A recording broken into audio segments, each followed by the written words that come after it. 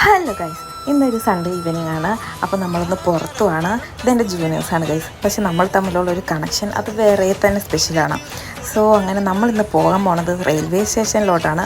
കുറച്ച് സ്പെഷ്യൽ ആൾക്കാർ വരുന്നുണ്ട്. സോ അവരെ കൂട്ടാനായിട്ട് പോകണതാണ്. അതിൻ്റെ ഇടയ്ക്ക് നമ്മൾ ഷോപ്പിലൊക്കെ കയറി ചോക്ലേറ്റും ഐസ്ക്രീമൊക്കെ വാങ്ങിയിട്ടുണ്ടായിരുന്നു.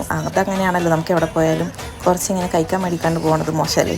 സോ അതൊക്കെ കഴിച്ചുകൊണ്ട് നമ്മൾ നേരെ റെയിൽവേ സ്റ്റേഷനിലോട്ട് പോയി. അവർ വരാൻ താമസിക്കുമെന്ന് അറിയണതുകൊണ്ട് നമ്മൾ സ്റ്റേഷൻ്റെ ഉള്ളിലോട്ട് കയറിയില്ല. അപ്പോൾ കുറച്ച് ചായയൊക്കെ കുടിച്ചിരിക്കാമെന്ന് ഓർത്ത് നമ്മൾ നേരെ ചായ കുടിക്കാൻ വേണ്ടിയിട്ട് പോയി. എനിക്ക് ഇവിടുത്തെ ചായ ഭയങ്കര ഇഷ്ടമാണ് ഗൈസ്, ഭയങ്കര സ്പെഷ്യൽ ടേസ്റ്റാണ്. സോ അതൊക്കെ കഴിഞ്ഞ് നമ്മൾ നേരെ സ്റ്റേഷനിൽ വന്നു.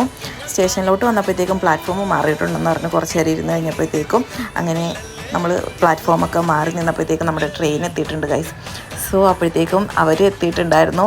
ഇവളുടെ ഉമ്മച്ചി, വാപ്പച്ചി, അനിയത്തിയാണ്. ഇവളുടെ എന്നൊന്നും പറയേണ്ട, നമ്മുടെയൊക്കെ തന്നെയാണ്. സോ അവർ വന്നിട്ടുണ്ടായിരുന്നു ഗൈസ്. നമുക്കിങ്ങനെ പെട്ടെന്ന് തന്നെ കുറച്ച് സ്പെഷ്യൽ കണക്ഷൻസ് കിട്ടൂലേ, അങ്ങനെ കിട്ടിയതാണ് എനിക്ക് ഇവരെ. നമ്മൾ വന്നപ്പോൾ തൊട്ട് തന്നെ ഇവരായിട്ട് ഭയങ്കര ബോണ്ടിങ് ആണ്.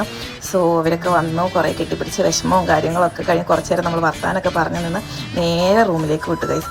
റൂമിലേക്ക് വിട്ടപ്പോഴത്തേക്കും അവിടെയും കുറച്ച് ഫ്രണ്ട്സൊക്കെ കാത്തിരിപ്പുണ്ടായിരുന്നു. സോ നമ്മൾ റൂമൊക്കെ എത്തി കുറച്ച് നേരം വർത്താനൊക്കെ പറഞ്ഞിട്ട് വീണ്ടും പെട്ടിപ്പൊട്ടിക്കൽ തുടങ്ങി. നമ്മൾ ഫുഡ് കഴിക്കലും തുടങ്ങി.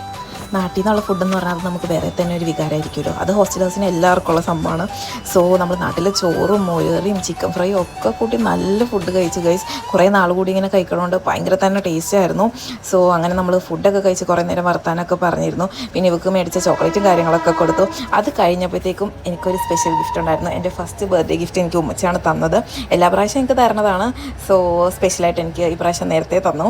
അതൊക്കെ കഴിഞ്ഞ് കുറേ നേരം വർത്താനം കാര്യങ്ങളൊക്കെ പറഞ്ഞിരുന്നു. നമ്മളതിൻ്റെ സാധനമൊക്കെ കൊണ്ട് നേരെ റൂമിൽ പോയി. എനിക്ക് വേറെയും കുറേ അച്ചാറും കാര്യങ്ങളൊക്കെ കൊണ്ടുവന്നിട്ടുണ്ടായിരുന്നു ഗൈസ്. അപ്പോൾ അത്രേ ഉള്ളൂ. Thank you.